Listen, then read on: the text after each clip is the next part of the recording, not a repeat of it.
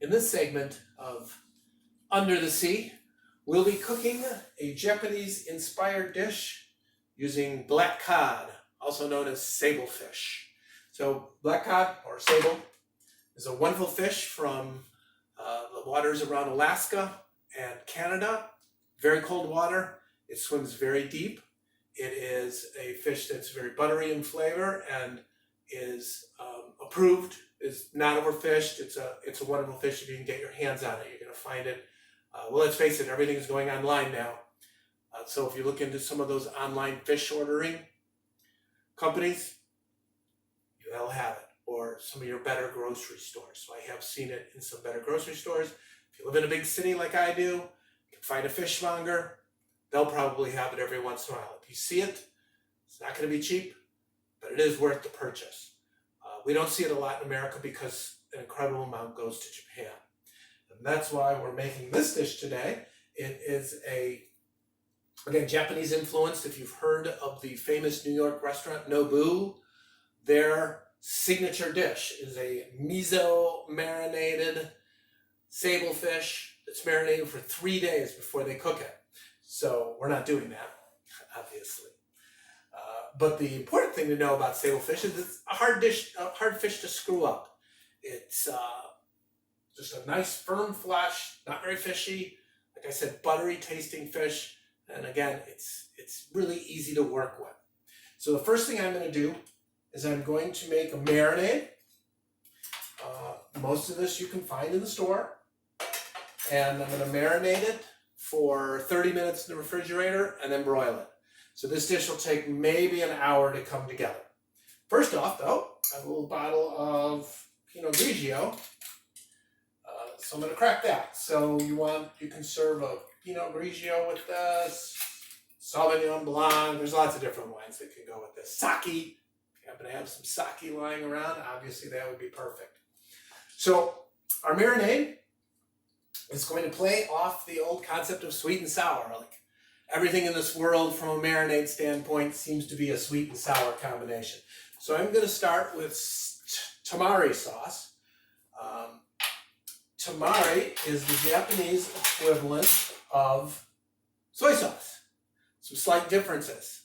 Soy sauces sometimes have wheat in them. Tamari tends to be no wheat. So if you have issues with wheat, then, and like Chinese food or like Asian food, then tamari is the way to go. So I'm going to start with some tamari, specifically 2 tablespoons. So 2 tablespoons of tamari, followed by 2 tablespoons of rice vinegar. If you don't have rice vinegar laying around, you can use a plain old white vinegar. It'll be fine. I wouldn't go with like a balsamic or wine. If you have balsamic, then you can do a balsamic glaze. Go in a different direction. I'm going to add a little bit of this coconut oil. You can use any type of oil that's as flavorless as possible. I like coconut oil. I have a couple of different things I use it for. Now we're going to go with the sweet. 2 tablespoons of honey. If you can find locally produced honey, by all means buy locally produced honey. Support your local beekeeper. So 2 tablespoons honey. Yum. And now I have a lemon that was in the fridge that I'm going to squeeze into it. So that's about a tablespoon of lemon. Just going to stir this about, and then I'm going to add my secret ingredient. It's fine to go as is, but let's give it a little bit of ginger. Ginger is very powerful. It's very healthy. Goes a long ways. So I'm going to grate up some ginger. Add that to the marinade. If you have one of these, it's great for grating Parmesan cheese. It's great for grating when you have a recipe that calls for you to take some of the rind off of a lemon or an orange, and that's a brilliant thing. So I'm going to grate up about I'm going to grate up a little bit here.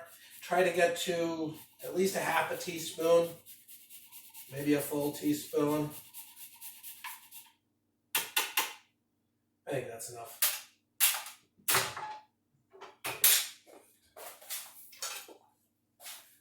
Always got to keep the big knife handy. So useful. So let's stir this about. So I have my sablefish. I have a pound of sable here. It's called black cod. One of the reasons it's called black cod is I don't know if you can how well you can see this, but it has very black skin. It's almost always going to come with the skin on. It's fine. Not a big deal. Don't have to eat the skin. Frequently it comes off, especially if you're grilling it, so it's no big deal. So, the black cod is sitting in the marinade, and we're going to put it in the fridge, and then I'm going to make a little side dish, I'm going to get a side dish started, of coconut rice. I just so happen to have some coconut milk here.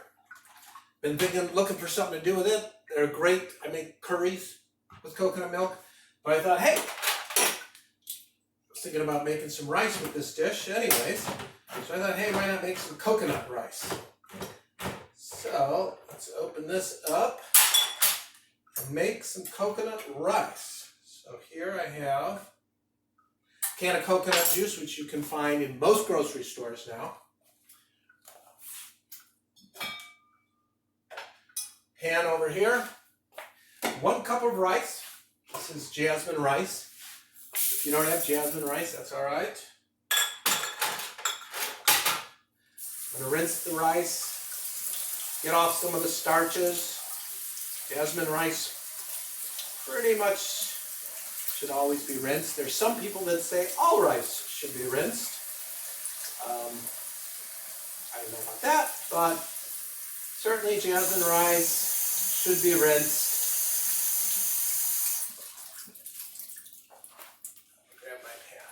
So into the pan goes the jasmine rice, and unlike most long grain rices, the kind of the rice that we eat in the States here, you usually do it a 2-to-1 water to rice. So for jasmine rice and medium grain rices, you usually do more like a 1.5-to-1. And what we're going to do today is I'm going to make a mixture of a cup of water and a 1/2 cup of the coconut. I just wanted to have a hint of the coconut. Now what you can also do, which is kind of cool, if I had a pineapple, I would throw some pineapple in there as well. But I don't have a pineapple. But maybe I will get a pineapple. There we go. And get that on the leftovers. So in goes my mixture of coconut milk and water. Stir that about.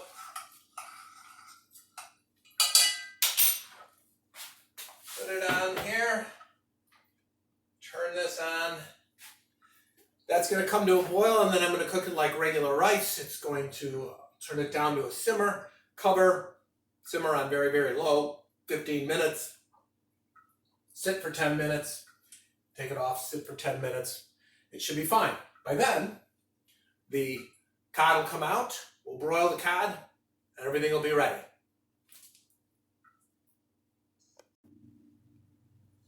Well, it's been about a half hour, maybe a few minutes more, a few minutes less, since we put the sablefish in the refrigerator to marinate. So I'm going to get it out now and prepare to cook it. Oh yeah, it's looking really good. So I have already preheated the oven. I have the broiler on. We're going to broil this.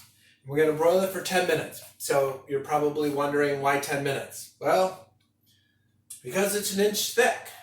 And our good friends up north, Canada, many years ago, came up with what's now the standardized cooking time for fish. 10 minutes per inch. Whether you're baking, broiling, pan frying, 10 minutes per inch. Now some people like to eat it a little bit less done, but you can't go wrong. It's almost impossible to go wrong. I don't want to get sued, but it's almost impossible to go wrong cooking it for 10 minutes per inch. I've also removed the rice from the burner, sitting here in this nice heavy pan, and it's just going to sit there and be just fine. So let me get the fish out of this marinating pan. Set it down here. I've put together a very simple little broiling pan, which is just a cookie sheet with, I do have a broiling pan, but it's one of those big ones. This is a little bit easier. It's just a simple cookie sheet that I've had for about 20 or 30 years with some aluminum foil and a little something on top here. So I'm going to brush the fish with the marinade. One thing that you can do is you can put the marinade in a small pan, bring it to a boil. It'll thicken up nicely, and then when the fish is done, you can paint it on the fish with a fresh brush. You don't want to reuse a brush that has fresh. You don't want to reuse a brush that you used on raw fish to put on cooked fish. That would be a very bad idea. But I'm not going to do that. So I've brushed on the marinade. I have 3 fillets here, which I hope you can see. 3 wonderful 1-inch thick fillets that are going to go in now to the broiler, and they are going to broil for 10 minutes.